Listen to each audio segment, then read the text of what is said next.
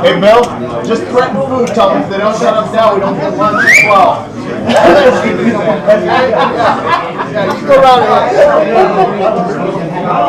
Let's you and him fight. If you go and do that, I'll be behind you every step of the way. Get him! All right, here we go, guys.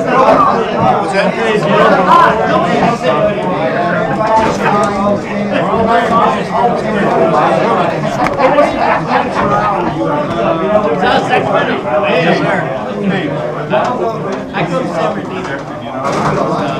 I got to turn the projector on. The last time in life. It's slow delay too. When they go off? Yeah, it times out. Once the computer's been kind of paused, it times itself out.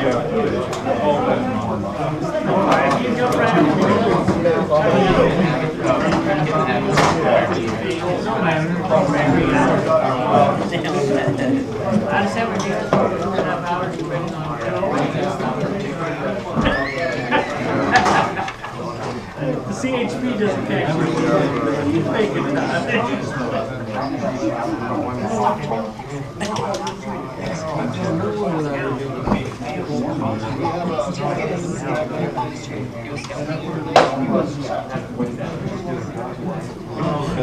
All right.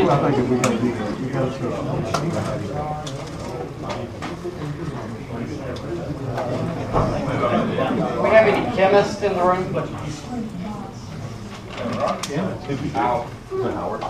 Yeah. I know when you take gasoline and the match, they don't mix. They don't.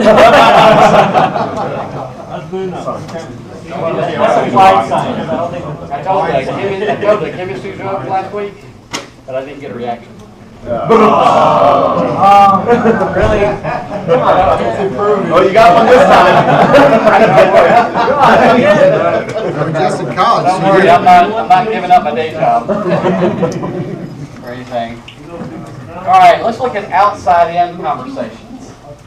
Outside-in conversations are conversations where you have more time to talk to people, and you're waiting for them to say something that you can respond to.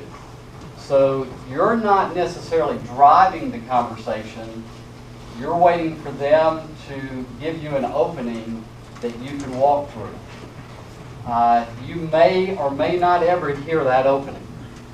You may talk for 30 minutes and it just doesn't happen. So you have to be patient. You have to decide in advance, I know this may not work out to be the type of conversation that I want it to be, or somewhere in the conversation you go, click, I'm going to move this to an inside out and I'm going to drive this to the outside. So, you're going to have to make that kind of decision.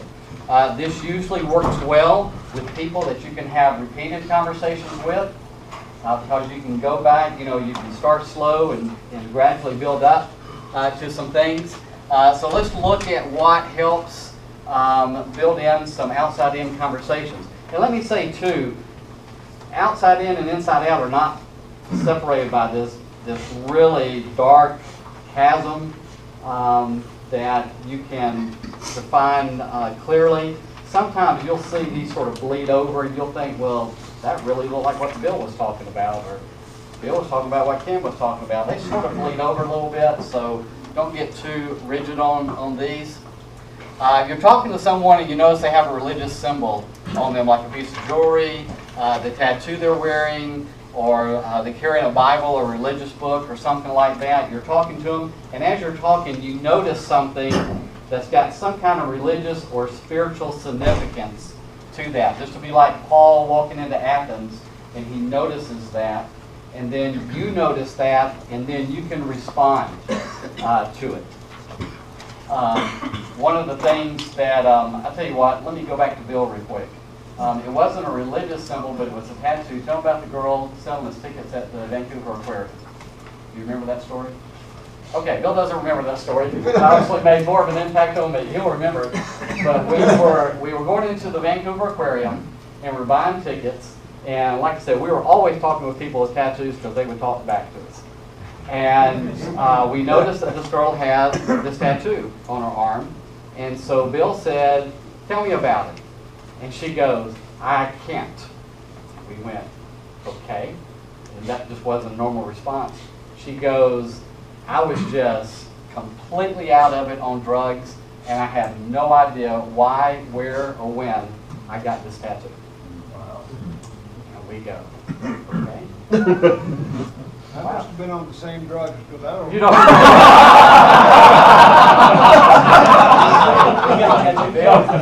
Bill has come a long way. But she said, "But you see right here, I'm starting a new one that the guy is blending in. That's going to come down to here because I want to show that now that I'm off drugs, I've started a new life, and this is going to show as I've left my old life and starting a new life." Now, do you think you can transition that? Oh, baby. Okay, and that gave us an opportunity to say just a little bit because we had a line behind us. Right. We had to move quickly, but we're able to take that in transition, say, "Let us tell you about a new life in Jesus." And boom, boom, boom, boom, boom. We gave just a real quick testimony and gospel, just really quick, but we shared that with her. Just dropped the nugget, just because we saw what she had and she responded to that. A lot of people will wear a cross as jewelry, and it means absolutely nothing to them. Yeah. But you can ask them, "Does that cross mean anything to you? Or why do you wear that?" Again, it's just where you can just, ask them for something that they have. They share something about their life that allows you to tell them a Bible story without saying it's a Bible story. It's not that we're embarrassed that it's a Bible story. Please hear me say that. But if you start some Bible stories with, "Let me tell you a Bible story," then they'll, whoa, don't want to hear it. Or they assume that, they'll go, "Okay, you're one of those Christians. Tell me how big the King James Bible is." It just immediately turns them off. So you want to keep the conversations going. I believe, Ken's personal opinion, that the prodigal son is one of the best Bible stories you can tell because it has, and one of them used this word for 2 days, a plethora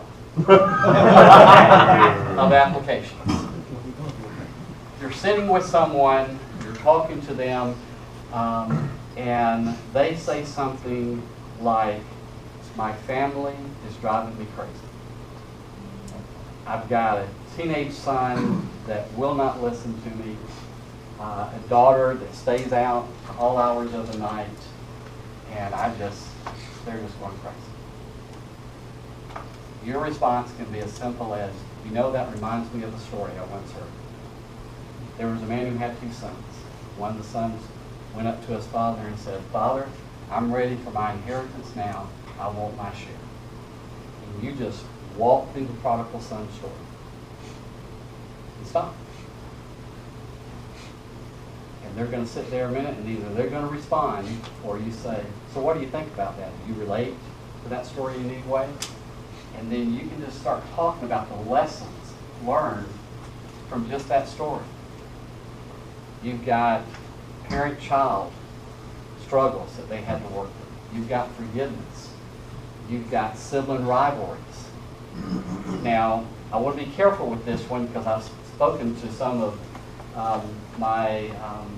some of our biblical scholars that we know that really know the Bible much better than I do, and they just say, "Ken, be careful with this one, but because you might be going up to a line here." But we don't hear anything about a wife and mother in this story. So you might be able to talk about single parenting with this because all you hear is about dad. So at this point, it's just dad and the sons. But you got all these applications about that you can talk about when somebody mentions anything related to family. If someone is upset or concerned with world issues, cultural issues, family conflict, or anything like that, this is where I was going to give you that phrase, "God never intended for it to be that way." Now, where do you go after you say that phrase? This is where he did want to go. This is where you did want it to go, but where did it mess up? Back in the beginning. Back when. Now, this is where you do go to the Bible, and they know you're going to the Bible. God never intended that way, and let me tell you why. Back in the beginning of time, when God created the heavens and the earth, He also created man, and this is what happened. Now, you can go straight to Scripture at that point. You start walking them through. Anybody heard of creation of Christ story? That's a great way. You need more time than just 90 seconds. But the creation to Christ story starts in creation, goes all the way to Christ. But basically, you walk people in about 10 minutes. You walk people through the entire Bible, the entire story of Scripture from creation to Christ. It's basically saying, this is the revelation of God. This is the message. And there are all kinds of resources. You just Google that, and chronological Bible stories. You can find all kinds of story sets that are already written, and you can just look at those and spend some time getting familiar with them, and that'll take you right to the C to C. You'll go to the, you got an Apple, if you got iPhone, if you'll go to iTunes, C to C Story, it's got a pictorial version of it that you can download on your phone and walk right through it. And it has an audio that goes with it. You know, God never intended for it to be that way. I keep forgetting what I got coming up. Could you say the name of that app one more time? C to C Story. That's letter C. Letter C, yeah, letter C, number 2. Christ. Letter C Story, creation to Christ. Any mention of religion, faith, or church? Anytime somebody says something about religion, about any kind of faith, anything about church, is an open door. Again, you're having a conversation about how much it's raining. You're talking about the next football season. You're talking about just anything, and just for whatever reason, they say, you know, I was driving by such and such a church the other day, and I saw this, but then I went on to Walmart and da-da-da-da-da. They've mentioned the word church. Go back to it. Yeah, you mentioned you went to that church and thing. Do you know anything about it?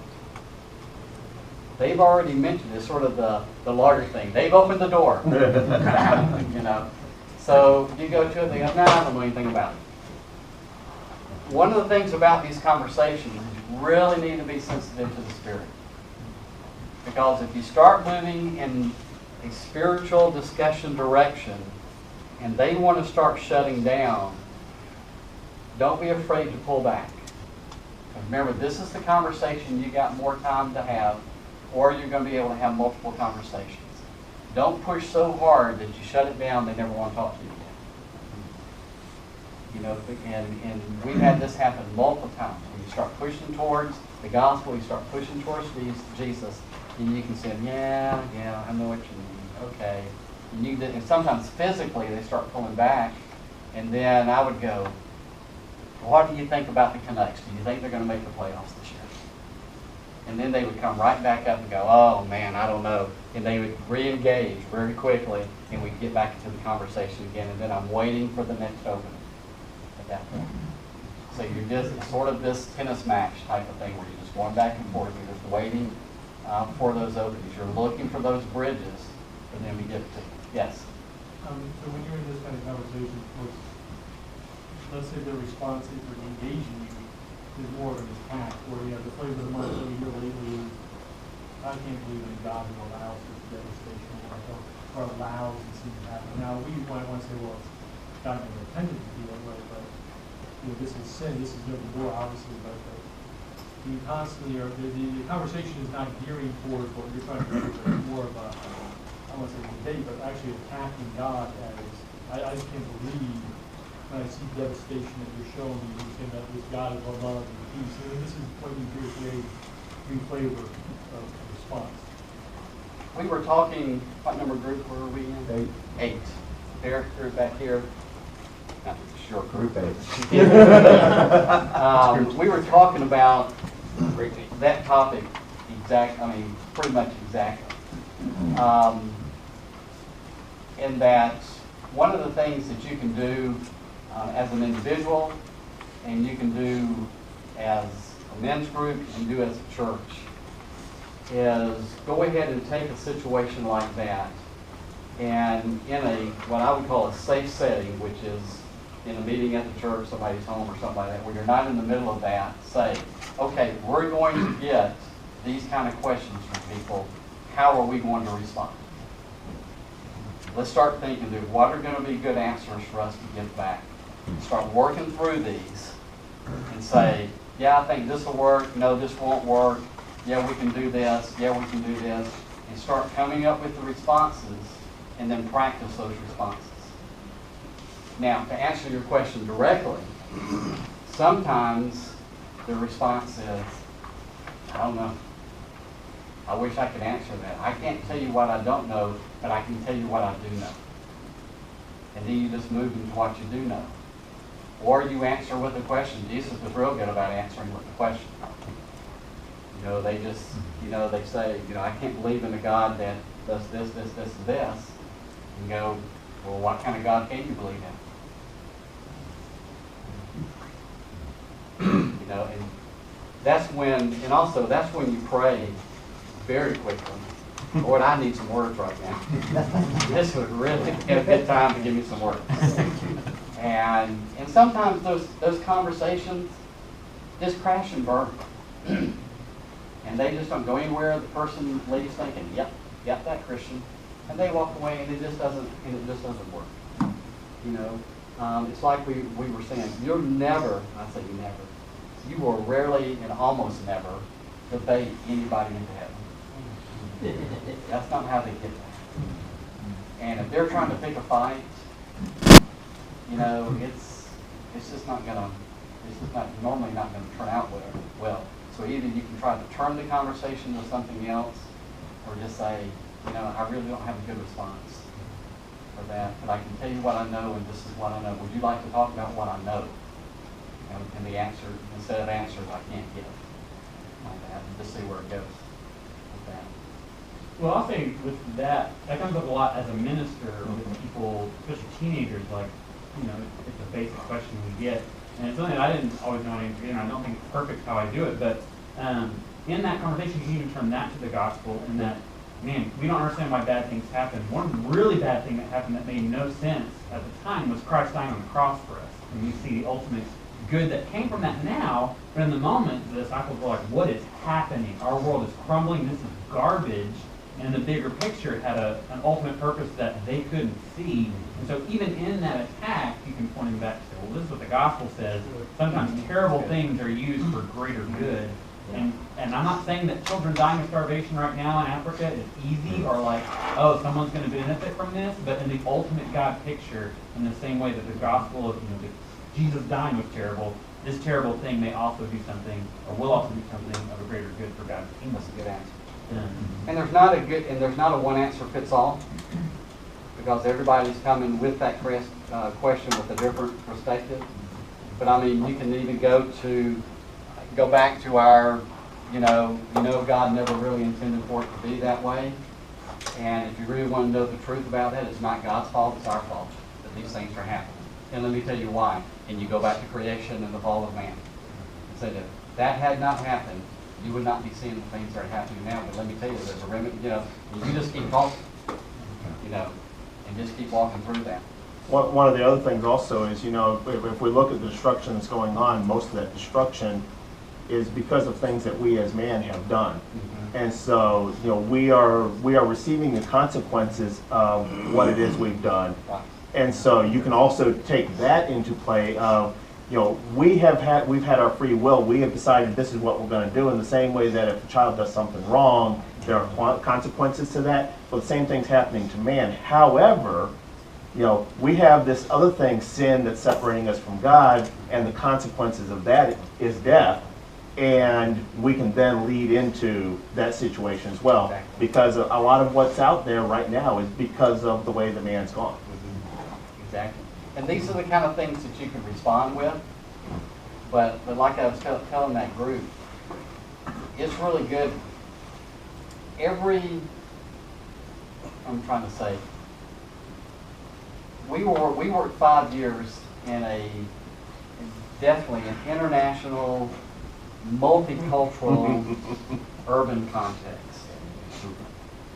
It didn't take us very long before we knew these were the kind of questions we were going to get, and this was the pushback to Christianity that we were going to hear on a regular basis. Once we knew that, then we could sit down and say, okay, let's look at Scripture. Did we see those exact same questions or things in Scripture so that we could respond the same way as Scripture? And if we didn't see it directly, how can we respond that's consistent with Scripture?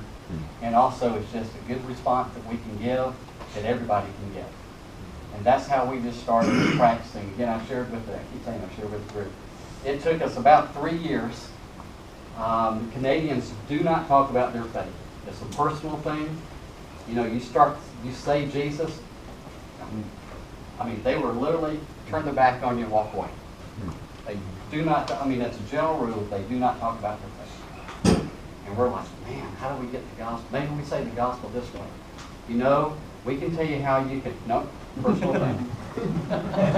Walk away. I mean, we came at it from every way. And then one day, I don't know how, it was God. Let me give God credit for what it was. We thought, we'll ask it this way. Why do you think Canadians don't like to talk about their faith?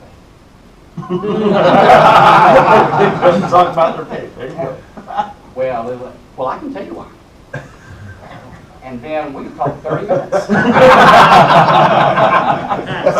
And we would they would tell us everything because they're not talking about themselves, they're talking about everybody else. And as we talked about everybody else, we could slowly take that conversation and we could turn it back to them. But it took us 3 years to find the answer to that particular challenge. But once we had it, we told everybody that came to our training, you don't have to relearn this.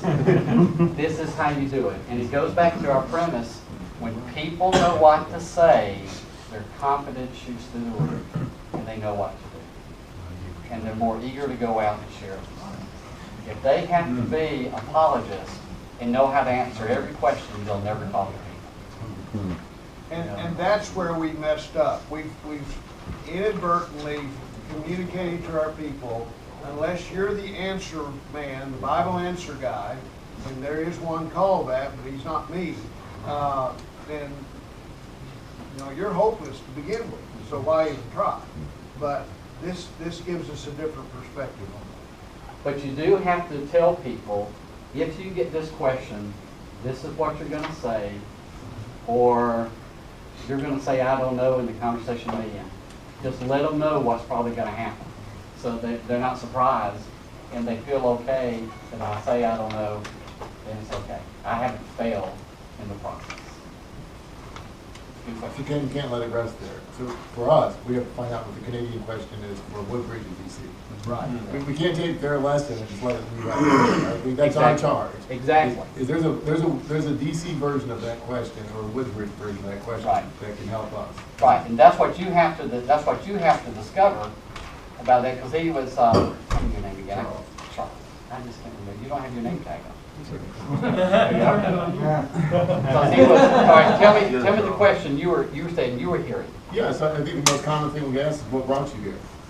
Yeah. Everybody, and the one person like Stan that says, I've been here for 25 years is, okay, then what part of town do you live in, right? But pretty much 90% of the people here are transition. Okay, and what answer are they looking for? Huh? And what answer did you tell me they're looking for? Usually the government or the job, and you talked about, okay, so you go from a job answer to a relational, well, that's great. My job brought me here, but the real call I have is this. My job brought me here, but let me tell you why I'm really here. Jesus told me to come here and be here so I can share who he is because of what he's done in my life. Now, you may have gone into the weird zone in their mind with that, but that's okay. Because that gives you an open door to move into.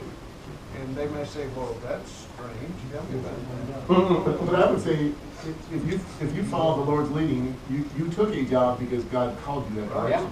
Yeah. It's not, it may be weird to them, but it's not. Yeah, concept yeah. is weird. And don't be put off by that, that's Yeah. okay. I'm not the creepy guy in the playground. Right.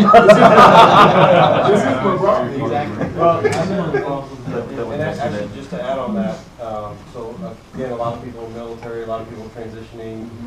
The question I get asked all the time is, so what are you going to do next? How long are you going to stay in the military? Well, you know what? God runs my life, and so you know, I go where He leads. It's very simple to transition, and I've said it so many times over the past few months. Yeah, you got over The truth. The thing that we gotta realize is we're in a multicultural Yeah. place. It's like a melting pot. There's nothing like DC in Northern Virginia, DC area in the country. You can go to 5 different houses and be in 5 different countries. Exactly. Oh, yeah. So we have to watch ourselves when we're dealing with that. By the way, I just haven't had a chance to tell Steve or Eric or Mike or anybody else. As we're talking, it's only 1 gig, but I've got a thumb drive over here, and as we're talking about resources, I'm trying to drop that on there. Like I've got the iShare videos, and they're really not big, so I just dropped all of them on a thumb drive. I'm going to give to you guys, and that way anybody wants it can pull them off and everything, instead of you going looking all over YouTube for them and everything. So we'll get some of these things on there for you, and then you'll have them. Okay? All right, so It's 10 till. oh, it's 10 now. Let's see what the next one is. No, yeah, stop there. All right. All right, any questions? I want to stop there because I don't want to blow too far back. Any other questions about this? Would you say that more often than not you're surprised at how easy the conversation goes once you get it started? Or is it always kind of just a little bit of work the entire time? That is a great question. You get a gold star. The thing about going back to last night, the thing about starting conversations and continuing the conversations is, did you have a good reason to have the conversation? That's one of the biggest things. Like we were doing the role play up here. You know, for me to ask something about food was a very natural type of way of starting a conversation. But for me to look and go, so hey, what are you doing here? You know, that doesn't make sense. You know.